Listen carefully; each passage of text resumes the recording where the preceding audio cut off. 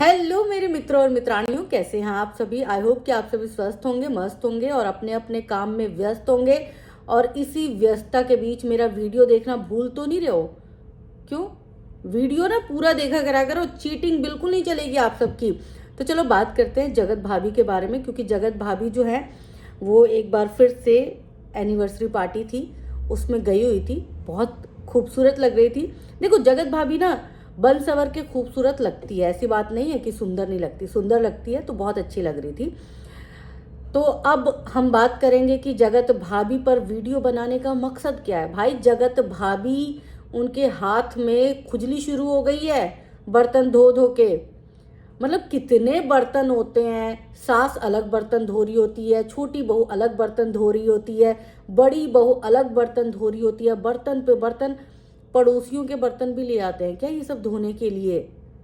मतलब एक घर में जितने वो लोग हैं उतने में मुझे नहीं लगता कि पूरे दिन बर्तन धोने का काम होता होगा। रात के 12:30 बजे बंदी ने बर्तन धोए हैं। तो आज बंदी के सपोर्ट में मैं वीडियो बना रही हूँ कि मतलब अगर कोई बंदा शादी ब्याह में गया है, एंजॉय करने के लिए गया है, किसी फंक्शन में गया है, तो क्या घर के लोगों की यही जिम्मेदारी बनती है कि उसके लिए ढेरों बर्तन उठा के रख दे? वो बंदी रात में 12:30 बजे फंक्शन एंजॉय करके बर्तन धो रही है यार। मतलब इतना तो सेंस होना चाहिए ना कि कोई बंदा अगर रात बिरात आ रहा है तो कम से कम उसे बर्तन तो ना धोने पड़े। आज मैं धो लेती हूँ, कल वो धो लेगी। ऐसा भी तो कोई सिस्टम होता है कि नहीं होता कि मतलब घर में बिना सिस्टम के सारे काम चल रहे हैं, बर्तन धोते जाओ। मतलब अगर एक बार लकीर डाल ली कि रात के बर्तन जगत भाभी ने धोना है, तो अब ये जो है वो लिख दिया गया है ना, सुनहरे अक्षरों में, कि अब चाहे जो मर्जी हो जाए, रात के बर्तन जगत भाभी ही धोएंगी। भाई ये क्या मतलब कोई संविधान लिखा जा रहा था क्या?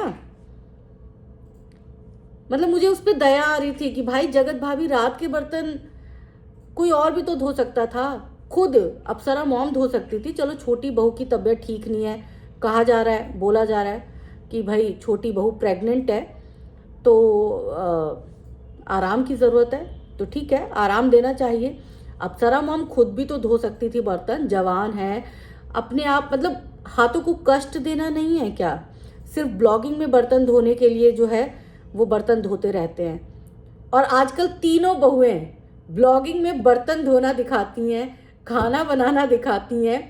मतलब कितना ही इनके घर में खाना बनता है, कितने ही इनके घर में बर्तन धोते हैं।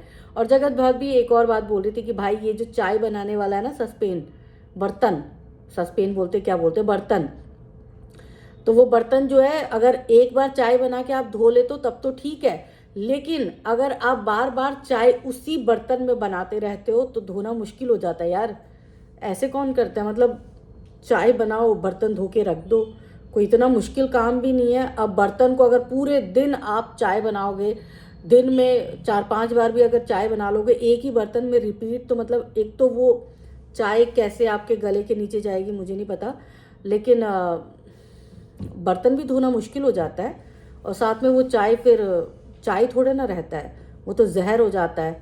उसमें पहले की भी चाय पत्ती पड़ी होती है, पहले का भी अदरक पड़ा होता है। तो मतलब क्या ऐसे बनाया जाता है? चलो ठीक है, वो उनके घर का सिस्टम ही है, एक पाव बेसन लाने का, एक ही बर्तन में 10 बार चाय बना लेने का। तो मतलब ठीक है, उससे क्या होता है कि ये मैनेज कर लेते हैं, काम ना थोड़ा कम हो जाता है। लेकिन आप सब में से किसी को लग रहा है कि इनके घर का काम कम हो रहा है? इनके घर का काम शायद ये सब जानबूझ के बढ़ा देते हैं, क्योंकि वीडियो में दिखाना भी तो है। अब जब इनको एक बार सब रिएक्शन चैनल वालों ने बोल दिया कि भाई आपकी बड़ी बहू जो है वो लापरवाह है, तो अब इन्होंने रस्सी ऐसी खींच दी कि अब उसका गला ही एकदम सूख जाए उस बंदी का।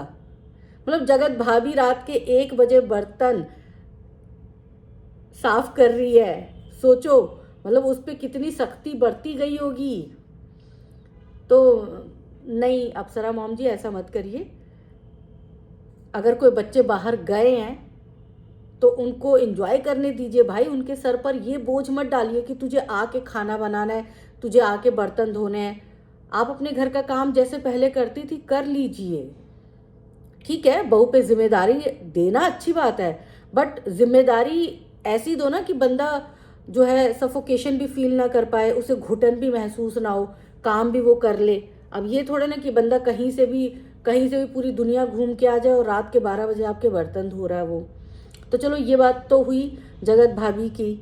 अब बात करेंगे जगत ननद जी, जो है वो भी बड़ी बौखलाई हुई हैं भाई, और पता नहीं क्यों बौखलाई हुई हैं। जगत ननद जी सबके बारे में बात करती हैं, है ना, जो भी उनके बारे में बात करे प्रॉपर लड़ती है, लेकिन जगत ननद जी सोशल मीडिया प्लेटफॉर्म पे हैं, बट वो चाहती है कि उनके बारे में कोई जिक्र ना करे, बस अच्छे अच्छे कमेंट्स करे यार, अच्छी अच्छी बातें करे, चाहे वो डबल स्टैंडर्ड दिखाएं, लेकिन उनके बारे में सब अच्छी बातें होनी चाहिए। अगर एक भी गलत बात की ना तो फिर खैर नहीं है, क्योंकि उनको बर्दाश्त करने की आदत नहीं है, और उनको बर्दाश्त करने की आदत नहीं है तो आपको बोलने की हिम्मत कैसे हो गई?